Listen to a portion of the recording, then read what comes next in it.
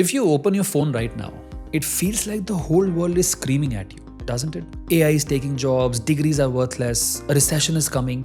I mean, it's loud out there. And I want to be honest with you. If I was a student today, staring at all those headlines, I would be scared too. It feels like the rules of the games are changing while you're still trying to read the rule book, isn't it? And let's be honest for a second. If you look around at what's happening with AI, automation, and the economy, the word safe feels like a joke, right? I mean, we used to think safe meant a government job or a 9 to 5 at a big bank. But in 2030, those might be the riskiest places to be. But I also know that you can't navigate this jungle without a map. That is why I make these videos for you. So if you're asking, Shirish, what job will keep me safe? You're asking a wrong question. The old definition of safe was a job where nothing changed for 30 years. But in 2030, safe means a job where you are solving new problems every day. Well, hi, I'm Shirish and I've been helping students and parents with their career, college admissions and skill building for the past 15 years. Now, our student community is Future Ready School, India's first structured mentorship program that helps you build skills and mindset to become future leader through project-based learning and weekly mentorship sessions. And I've created this community to help you not just read the rule book, but to lead the change as well. And today, I'll be giving you the answer to the right question. What skills will make me indispensable? So we are going to look at the top 5 careers of 2030 that are not just safe, they are future-proof. Now these are careers where technology needs human beings, and watch it till the end as I will give you one very special bonus career. Now before I give you the list, you need to understand the golden rule of 2030 that I also talked about in my last video. You cannot be just one thing anymore. The era of specialist is fading. This is the era of hybrid student. Yes. Now you can't just be a coder. You need to be a coder who understands business psychology. You can't just be a writer. You need to be a writer who understands data analytics. Now the magic and the money happens in this overlap. Now I see this every single day in our mentorship sessions at Future Ready School. Now when a student comes to me scared about the future, we don't just look at the job title. We build a skill stack that makes them one of a kind. So keeping that hybrid mindset, here are the top 5 fields that I want to share with you today.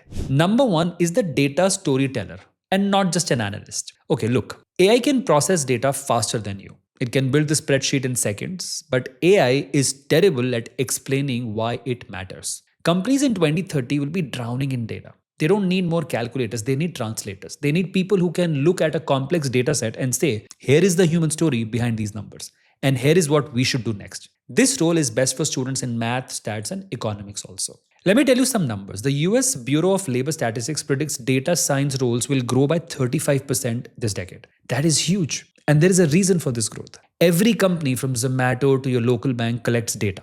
But raw data is useless. They're drowning in numbers but starving for insights. Think about it this way. AI can pull the numbers, but AI cannot stand in the boardroom and convince a CEO what to do with those numbers. Fair enough. And that's where humans will always be involved in this role. So the hybrid stack becomes something like this: statistics plus public speaking and psychology. In short, you need to be nerd who can negotiate. Okay, let's look at career number 2.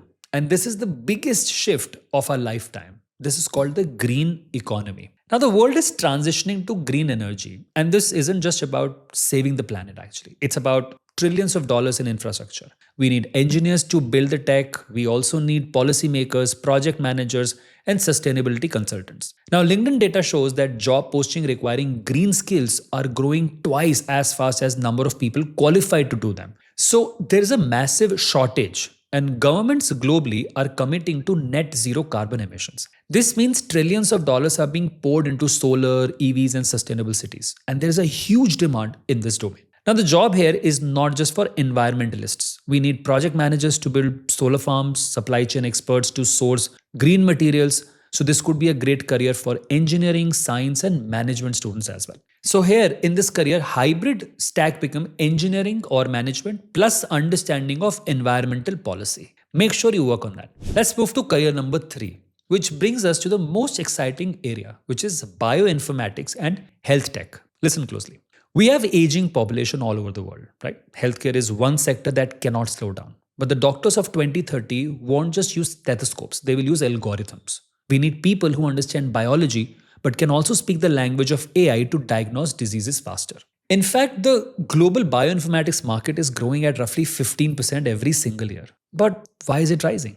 Two reasons. One, as I told you earlier, the world is getting older, which is aging population. Two, we are moving from general medicine to personalized medicine based on your DNA. This is very interesting. Let me explain this simply. General medicine is like buying a shirt from a store shelf. It's medium or large. It fits most people okay, but it fits nobody perfectly. Now, personalized medicine is like going to a tailor. They measure you. In 2030, doctors won't just guess which medicine works. They will read your DNA, your body's unique source code, and design a treatment that fits only you. Yes. But here's a catch. A doctor knows biology. But who is going to read that complex DNA code? Who is going to write the software that matches the gene to that drug? Well, that's the biodigital expert. So the hybrid stack for this career becomes biology or medicine plus data science. Okay, let's move to career number 4. It is called the trust architect or cybersecurity. As everything goes digital, the risk of theft goes up. But this isn't about just writing firewalls. It's about understanding criminal psychology. It's about risk management. In a world of deep fakes and AI scams, trust will be the most expensive commodity. Yes, trust is the new gold. Think about it. In this digital age, we will take services only from those people whom we trust. We'll buy from only those companies whom we trust. And there is a lot of data to back this career. Experts project that cybercrime would cost the world nearly $20 trillion by 2030. Yes, that's 13 zeros after 2. To make you understand how big is this number, let me tell you that there are only 2 countries in the world that have GDP more than 20 trillion. Only 2. And the cybercrime of 20 trillion is almost double the GDP of India, Germany, and Japan combined as of today.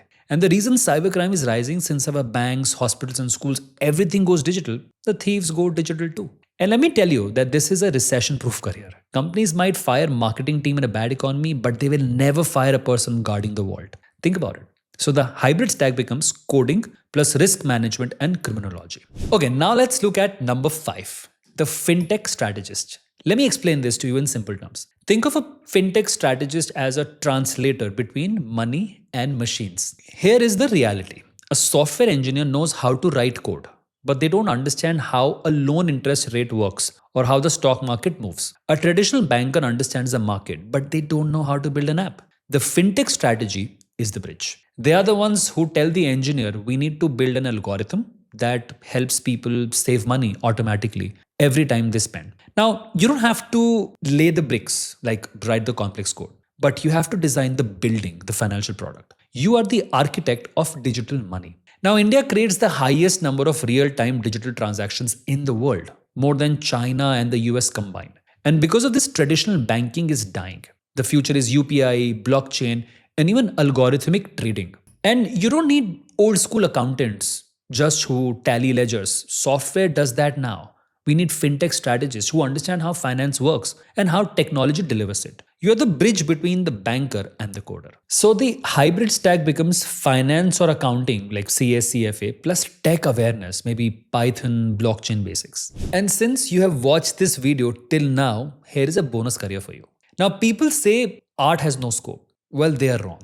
If art is done the right way, this is a career for those who understand people better than computers, the UX researcher. Think about building a house. The engineer lays the bricks and pipes. The decorator, which is UI designer, chooses the paint color and curtains. But the UX researcher is the architect. Now, you are the one who studies the family living there and says, wait, do not put the bathroom door right next to the kitchen. That is awkward and bad design. Now think about it. Technology is getting complex. If an app is too hard to use, people delete it.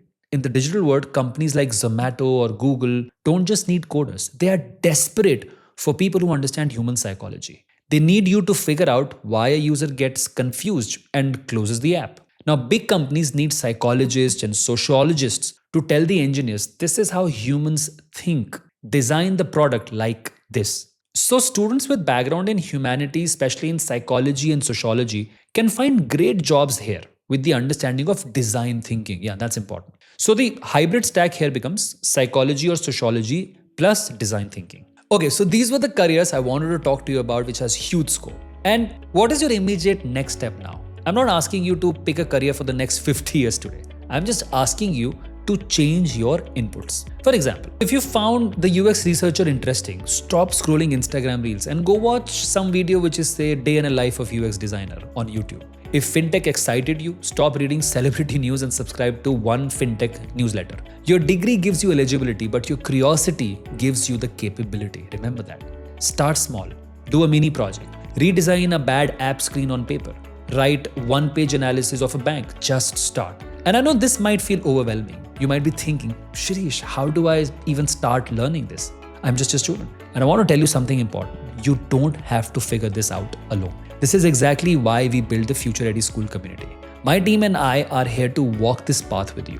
Whether it's through our videos, our newsletter, or our community mentorship sessions, our entire mission is to help you find and build your specific hybrid stack. We don't want you to just survive in 2030. We want you to lead it. So take a deep breath. The world is changing, but so are you. And we are here right for you. If you're ready to build your future, hit that subscribe button and let me know in the comments which of these careers spark a light in you. I will see you in the next video.